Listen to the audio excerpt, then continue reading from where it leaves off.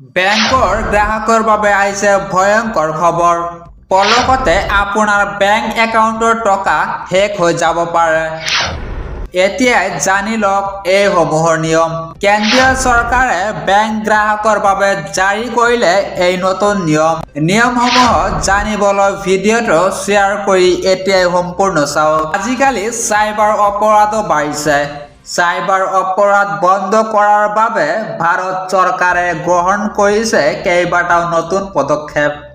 ইয়াৰ পিছতো দিনক দিনে বৃদ্ধি পাইছে এই চাইবাৰ প্ৰবঞ্চকৰ সংখ্যা। গতিকে স্বাভাৱিকতে ভাৰত চৰকাৰে প্ৰবঞ্চকক ৰোধ কৰাৰ বাবে এক নতুন পদক্ষেপ গ্ৰহণ কৰিছে। নতুন সতৰ্কবাণী জাৰি কৰিছে চৰকাৰে। দেশবাসীক সচেতন আৰু সজাগ হ'বলৈ কোৱা বাৰ্তা। চাইবাৰ প্ৰবঞ্চকৰ পৰা মানুহক সুৰক্ষিত ৰাখিবলৈ ভাৰতীয় গৃহ মন্ত্ৰালয়ে এই নতুন সতৰ্কবাণী জাৰি কৰিছে।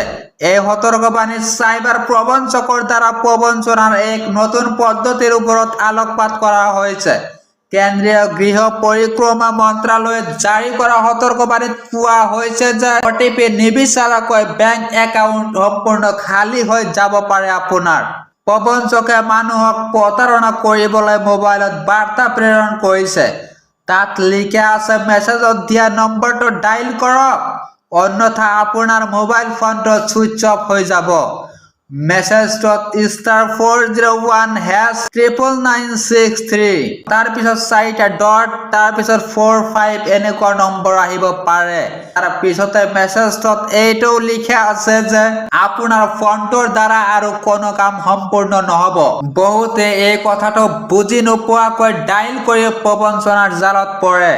যদি আপোনাৰ ফোনত এনেকুৱা মেছেজ আহিছে তেন্তে চৰকাৰে আপোনাক সাৱধান হ'বলৈ কৈছে। যদি আপুনি প্ৰবঞ্চকসকলে প্ৰেৰণ কৰা মেছেজত দিয়া নম্বৰটোত ফোন কৰে তেন্তে প্ৰবঞ্চকসকলে প্ৰথমে আপোনাৰ ফোনত সকলো প্ৰৱেশ লাভ কৰিব। ফলত প্ৰবঞ্চকে আপোনাৰ মোবাইল ফোনত থকা সকলো কাম ট্ৰেক কৰিব পাৰে। ফলত আপোনাৰ বেংক একাউণ্ট OTP অবিহনে খালী হ'ব পাৰে। যদি আপুনি এই ধৰণৰ কেলেংকাৰীৰ পৰা মুক্তি পাব বিচাৰে তেন্তে প্ৰথমে এই ধৰণৰ বাৰ্তা এৰাই চলিব লাগে। কোনো উত্তৰ দিব নালাগে।